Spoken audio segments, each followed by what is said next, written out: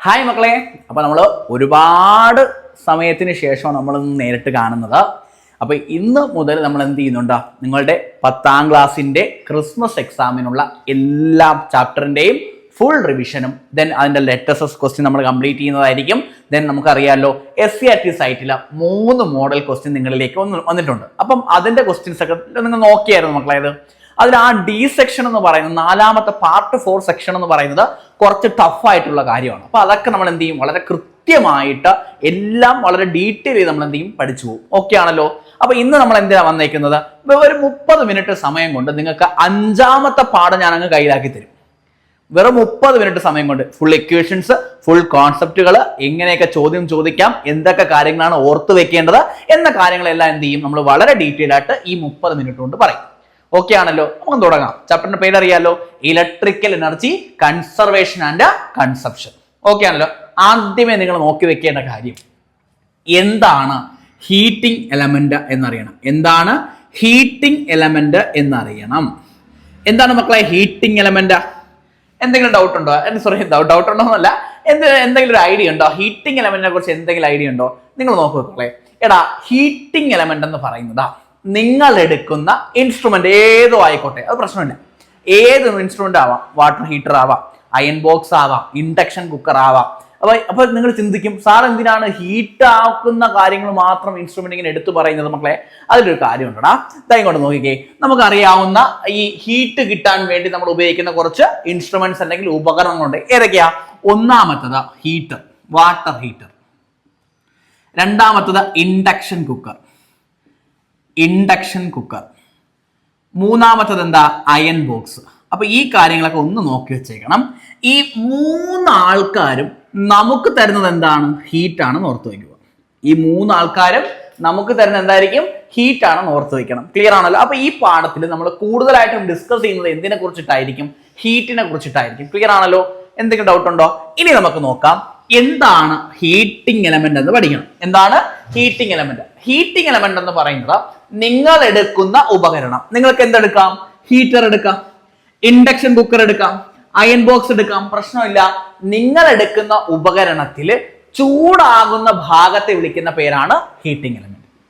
Clear ആണോ? നിങ്ങൾ എടുക്കുന്ന അയൺ ബോക്സ് ആണെങ്കിൽ അയൺ ബോക്സിന്റെ എല്ലാ ഭാഗവും ചൂടാകാറുണ്ടോ? ഇല്ല. അയൺ ബോക്സിന്റെ ആ ബേസിലുള്ള ഭാഗം മാത്രമേ ചൂടാകത്തുള്ളൂ. ആ ഭാഗത്തെ അല്ലെങ്കിൽ ആ പാർട്ടിനെ വിളിക്കുന്ന പേരാണ് ഹീറ്റിംഗ് എലമെന്റ് എന്ന് പറയുന്നത്. ക്ലിയർ ആണോടാ? എന്തെങ്കിലും ഡൗട്ട് ഉണ്ടോ? സെറ്റ് അല്ലേ? ഇനി നമുക്ക് അടുത്തതിലേക്ക് പോവാം. എന്താണ് ജൂൾ ഹീറ്റിംഗ്? എന്താണ് അടുത്ത ടൈം നോക്കി വെക്കേണ്ടത്? എന്താണ് ജൂൾ ഹീറ്റിംഗ് എന്ന് പഠിക്കണം. എന്താണ് ജൂൾ ഹീറ്റിംഗ് അല്ലെങ്കിൽ ഓമിക് ഹീറ്റിംഗ് എന്തെന്ന് അറിയണം. ഓമിക് ഹീറ്റിംഗ് നമുക്ക് നോക്കാം. ഒരു കണ്ടക്ടറിലൂടെ, അപ്പൊ ഡൗട്ട് വരും, സാറേ എന്താണ് സാറേ കണ്ടക്ടർ?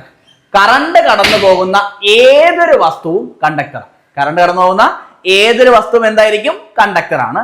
ആ കണ്ടക്ടറിലൂടെ കറണ്ട് കടന്നു പോയാൽ, ആ കണ്ടക്ടറിലൂടെ എപ്പോഴാണോ കറണ്ട് കടന്നു പോകുന്നത് അവിടെ എന്തുണ്ടാവും? ഹീറ്റ് ഉണ്ടാവും. പഠിച്ചു വെക്ക്. ഒരു കണ്ടക്ടറിലൂടെ, കണ്ടക്ടർ എന്ന് വെച്ച് കഴിഞ്ഞാൽ കറണ്ടിനെ കടത്തിവിടുന്ന ഏതൊരു വസ്തുവിനെ നമുക്ക് എന്തെന്ന് വിളിക്കാം? കണ്ടക്ടർ എന്ന് വിളിക്കാം. ആ കണ്ടക്ടറിലൂടെ കറണ്ട് പാസ് ചെയ്താൽ, ഫോർ എക്സാമ്പിൾ ഇതൊരു കണ്ടക്ടർ ആണെന്ന് സങ്കല്പിക്കുക. ഇതൊരു കണ്ടക്ടർ ആണെങ്കിൽ ഇതിലൂടെ കറണ്ട് പാസ് ചെയ്യുമ്പോൾ ഈ കണ്ടക്ടറിൽ എന്തുണ്ടാവും? ഹീറ്റ് ഉണ്ടാവും എന്ന് അറിയാമല്ലോ. ക്ലിയർ ആണല്ലോ. അപ്പൊ അങ്ങനെ ഉണ്ടാവുന്ന ഹീറ്റിങ്ങിനെ വിളിക്കുന്ന പേരാണ് ജൂൾ ഹീറ്റിംഗ് അല്ലെങ്കിൽ ഓമിക് ഹീറ്റിംഗ് എന്ന് പറയുന്നത്. ക്ലിയർ ആണോടാ? എന്തെങ്കിലും ഡൗട്ട് ഉണ്ടോ? അപ്പൊ നമ്മൾ 2 കാര്യങ്ങൾ നോക്കി. എന്തൊക്കെയാ? ഹീറ്റിംഗ് എലമെന്റ് നോക്കി, ജൂൾ ഹീറ്റിംഗ് നോക്കി. ഇനി നമുക്ക് കുറച്ച് ഇക്വേഷൻസ് പരിചയപ്പെടണം. നമുക്കറിയാലോ, വളരെ സിമ്പിൾ ആയിട്ടാണ് ക്ലാസ് എടുക്കുന്നത്. അപ്പൊ ആ ഇക്വേഷൻസ് ഈ ഒരു അരമണിക്കൂറേ കാണത്തുള്ളൂ. അരമണിക്കൂറും കാണത്തില്ല. ഇക്വേഷൻസ് ഒക്കെ നോക്കി വെച്ചേക്കണം. പറയുന്ന പോയിന്റുകൾ എന്ത് ചെയ്യണം? ഇത് റിവിഷനാണ് മക്കളെ. പറയുന്ന പോയിന്റുകൾ എന്ത് ചെയ്യണം? വളരെ പ്രിസൈസ് ആയിട്ട് ഒരു നോട്ടിലൊക്കെ എഴുതി നിങ്ങൾ എന്ത് ചെയ്യണം? ഓർത്ത് വെച്ചേക്കണം. പരീക്ഷയ്ക്ക് ഉറപ്പായിട്ട് ഉപയോഗം ഉണ്ടാവും. കാര്യം എന്താ? ഇത് കഴിഞ്ഞിട്ട് നമ്മൾ എന്ത് ചെയ്യുന്നുണ്ട്? ഈ പാഠത്തിൽ നിന്ന് ചോദിക്കാൻ കഴിയുന്ന എല്ലാ ക്വസ്റ്റ്യൻസും ലെറ്റസസ് ഉൾപ്പെടെ നമ്മൾ എന്ത് ചെയ്യും? എല്ലാം കംപ്ലീറ്റ് ചെയ്യുന്നതായിരിക്കും. അപ്പൊ നമുക്ക് നോക്കാം. അടുത്ത് നമുക്ക് ഹീറ്റ് കണ്ടുപിടിക്കാനായിട്ട് എത്ര ഇക്വേഷൻസ്? നമുക്ക് 4 ഇക്വേഷൻസ് പഠിക്കാനുണ്ട്. ഹീറ്റ് കണ്ടുപിടിക്കാനായിട്ട് 4 ഇക്വേഷൻ. അതിൽ ഒന്നാമത്തെ ഇക്വേഷൻ പഠിച്ചു വെക്കേ, H is equal to I square RT. H is equal to I square RT. ഇത് അറിയാത്ത കുട്ടികളുണ്ട്. അപ്പൊ എന്ത് ചെയ്യും? അയ്യോ, H is equal to I square into R into T. അപ്പൊ ഇതാണ് ഇക്വേഷൻ. ക്ലിയർ അല്ലേടാ? I square R T, H equal to I square R T. അത് കഴിഞ്ഞിട്ട് മക്കളെ ഇക്വേഷൻ നോക്കിക്കടാ, H equal to V square T by R. H equal to V square T by R. അടുത്ത മൂന്നാമത്തെ equation നോക്കിക്കേ, H equal to I V T. H equal to I V T. നാലാമത്തെ equation നോക്കിക്കേ, H equal to P into T. ഇതൊക്കെ നിങ്ങൾ നോട്ടിൽ എടുക്കണം.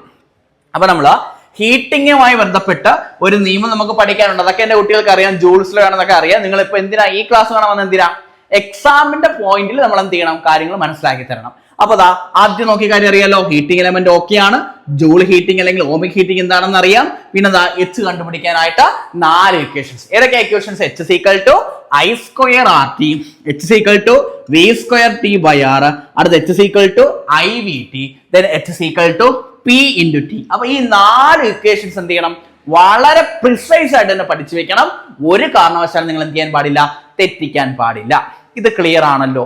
എന്തെങ്കിലും സംശയം ഉണ്ടോ ആർക്കെങ്കിലും? ഇനി ഹീറ്റ് എന്ന് പറയുന്നത് മക്കളെ പഠിച്ചു വെക്കണം. ഹീറ്റ് എന്ന് പറയുന്നത് ഒരു എനർജിയാണ്. എനർജിയുടെ യൂണിറ്റ് ജൂൾ ആണ്, ഓർത്ത് വെക്കണേ. ഹീറ്റ് എന്ന് പറയുന്നത് എനർജിയാണ്. ചൂട് അല്ലെങ്കിൽ താപം എന്ന് പറയുന്നത് ഊർജമാണ്. അവന്റെ യൂണിറ്റ് എന്തായിരിക്കും? ജൂൾ ആണ്. പഠിച്ചു വെക്കേ, യൂണിറ്റ് എന്തായിരിക്കും? ജൂൾ ആണേ. സ്പെല്ലിംഗ് കറക്റ്റ് ആണോ എന്തോ നോക്കാം. ഓക്കെ അല്ലേ? ഒരുപാട് നാളായില്ലേ ഈ ക്ലാസ് ഒക്കെ എടുത്തിട്ടതാണ്.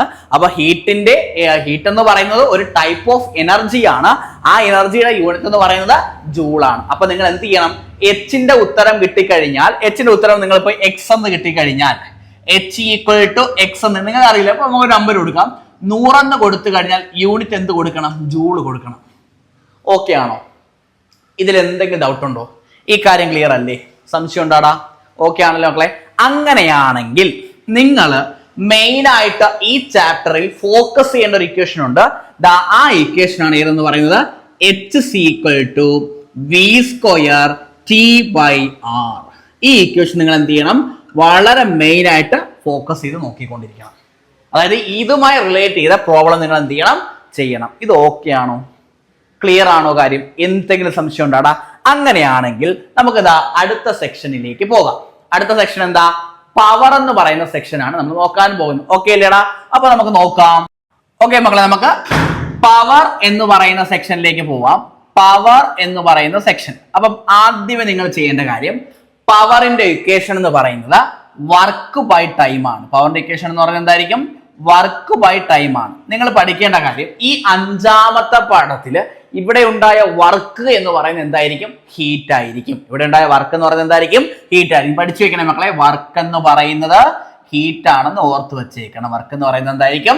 ഹീറ്റ് ആണെന്ന് ഓർത്ത് വെച്ചേക്കണം. ഇനി നിങ്ങൾക്ക് നോക്കാം. ഓക്കെ മക്കളെ, പവറിന്റെ ഇക്വേഷൻ, പിയുടെ ഇക്വേഷൻ 1ാമത്തെ പഠിച്ചു വെക്കേണ്ട കാര്യം I square R. P equal to I square R. അത് കഴിഞ്ഞിട്ട് P equal to V square by R. അടുത്ത P equal to I V. അടുത്ത P equal to H by T. ഇത്രയും ഇക്വേഷൻസ് ആണ് പവറുമായിട്ട് റിലേറ്റ് ചെയ്ത് നിങ്ങൾ പഠിച്ചു വെക്കേണ്ടത്.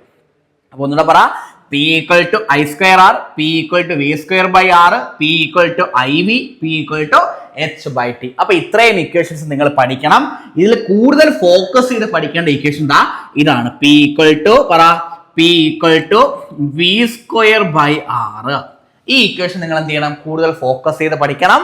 അതിൽ പിന്നെ മക്കളെ നോക്കിക്കൂടാ, റെസിസ്റ്റൻസ് ആർ കണ്ടുപിടിക്കാനുള്ള equation R equal to V square by P ആണ്. ഓക്കെ അല്ലേ? പിന്നെ വേറൊരു ഇക്വേഷൻ കൂടിയുണ്ട്. വി വോൾട്ടേജ് കണ്ടുപിടിക്കാൻ root of R P. Voltage കണ്ടുപിടിക്കാൻ root of R P. R എന്ന് പറയുന്നത് റെസിസ്റ്റൻസ് ആണ്, പി എന്ന് പറയുന്നത് പവർ ആണ്. ഈ കാര്യങ്ങളൊക്കെ അറിയാലോ. അപ്പൊ ഇത്രയും ഇക്വേഷൻസ് നിങ്ങൾ ഒന്ന് ബൈഹാർട്ട് ചെയ്യണം. ഉറപ്പായിട്ടും ഇതിൽ നിന്ന് ഈ മക്കളെ പരീക്ഷയ്ക്ക് ചോദിക്കും. പിന്നൊരു കാര്യം, പവർ കണ്ടുപിടിക്കാനുള്ള ഒരു ചോദ്യം ഉണ്ടെങ്കിൽ, ഒരു മോഡൽ ചോദ്യം വരും ഉറപ്പാണ്. പവർ കണ്ടുപിടിക്കാൻ ഇപ്പൊ ഫോർ എക്സാമ്പിൾ ഒരു വോൾട്ടേജ് തന്നു. ഫോർ എക്സാമ്പിൾ നോക്കിക്കോ, 200 വോൾട്ട് അല്ലെങ്കിൽ 200 വാട്ട്, 120 വോൾട്ട്, ഇവിടെ 100 വോൾട്ട്. ഇങ്ങനെ ഒരു ക്വസ്റ്റ്യൻ വരും. അതായത് 120 വോൾട്ട് കറണ്ട് അല്ലെങ്കിൽ വോൾട്ടേജ് കൊടുക്കുമ്പോൾ അവന്റെ പവർ എത്രയായി? 200 ആയി. അങ്ങനെയാണെങ്കിൽ 120 പകരം 100 വോൾട്ടേജ് ആണ് കൊടുക്കുന്നതെങ്കിൽ എത്ര പവർ ആയിരിക്കും? അങ്ങനെയൊക്കെ ചോദ്യം വന്നു കഴിഞ്ഞാൽ നിങ്ങൾ ആദ്യം കണ്ടുപിടിക്കേണ്ടത് റെസിസ്റ്റൻസ് ആയിരിക്കണം. എന്തായിരിക്കണം മക്കളെ? റെസിസ്റ്റൻസ് ആയിരിക്കണം. ഓർത്ത് വെക്കണേടാ. ഓക്കെ ആണല്ലോ? ക്ലിയർ ആണല്ലോ? എന്തെങ്കിലും സംശയം ഉണ്ടാ? ഓക്കെ അല്ലേ? അപ്പം R equal to V square by P, V കണ്ടുപിടിക്കാൻ റൂട്ട് ആർ പി. ഈ കാര്യങ്ങൾ കൃത്യമായിട്ട് നോട്ട് ചെയ്ത് പരീക്ഷയ്ക്ക് എന്തായാലും ഈ ഇക്വേഷൻ വെച്ചിട്ടുള്ള ഒരു പ്രോബ്ലം നിങ്ങൾക്ക് കാണും.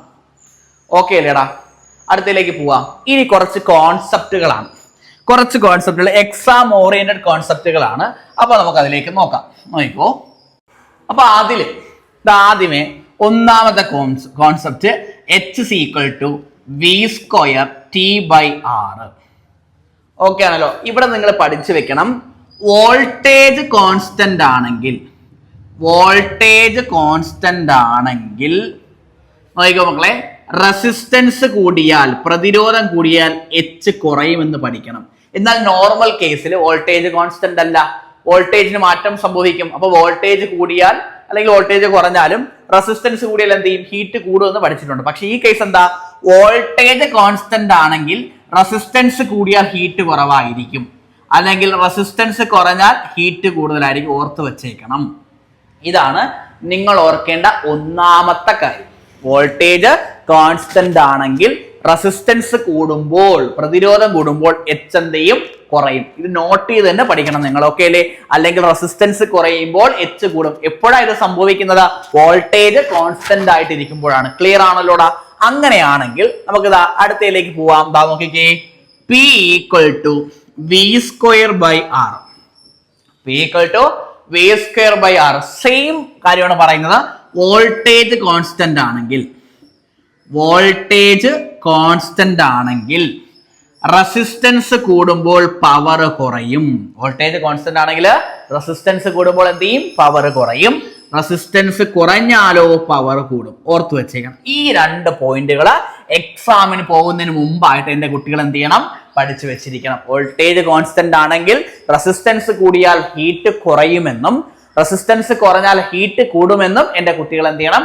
വളരെ വൃത്തിയായിട്ട് മനസ്സിലാക്കി വെക്കണം. ഓക്കെ ഇതാ ഇനി ഈ ഇക്വേഷൻ എന്താ? P equal to V square by R ആണ്. അപ്പൊ വോൾട്ടേജ് കോൺസ്റ്റന്റ് ആണെങ്കിൽ റെസിസ്റ്റൻസ് കൂടിയാൽ പവർ കുറയും, റെസിസ്റ്റൻസ് കുറഞ്ഞാൽ പവർ കൂടുമെന്നും പഠിച്ചു വെക്കണം. ഇതൊക്കെ എന്റെ കുട്ടികൾക്ക് റിവിഷൻ ക്ലാസ് ആയതുകൊണ്ടാണ് വളരെ പെട്ടെന്ന് നമ്മൾ എന്ത് ചെയ്യുന്നത്? പറഞ്ഞു പോകുന്നത്. ഇത്രയും കാര്യം ക്ലിയർ അല്ലേടാ? സംശയമുണ്ടോ? ഓക്കെ അല്ലേ? ഇനി നമുക്ക് അടുത്ത ടോപ്പിക് എന്താ? അടുത്ത ടോപ്പിക് വരുന്നത് വാട്ട് അവർ മീറ്റർ ആണ്. എന്തായിരിക്കും? Watt hour meter. എന്തിനാ ഉപയോഗിക്കുന്നത് വാട്ട് അവർ മീറ്റർ? പറയൂ, എന്തിനാ ഉപയോഗിക്കുന്നത്? നിങ്ങളുടെ വീട്ടിൽ എത്രമാത്രം കറണ്ട് ഉൽപ്പാദിപ്പിച്ചു, അല്ലെങ്കിൽ ഉൽപ്പാദിപ്പിച്ചു എന്നല്ല, ഉപയോഗിച്ചു എന്ന് അറിയാൻ വേണ്ടി ഉപയോഗിക്കുന്ന ഇൻസ്ട്രുമെന്റിന്റെ പേരാണ് വാട്ട് അവർ മീറ്റർ എന്ന് പറയുന്നത്. ഐക്യ ഷോർട്ട് വെച്ച് നോക്കിയാൽ energy in kWh equal to P into T by 1000. P into T by 1000. ഇവിടെ മക്കളേതാ?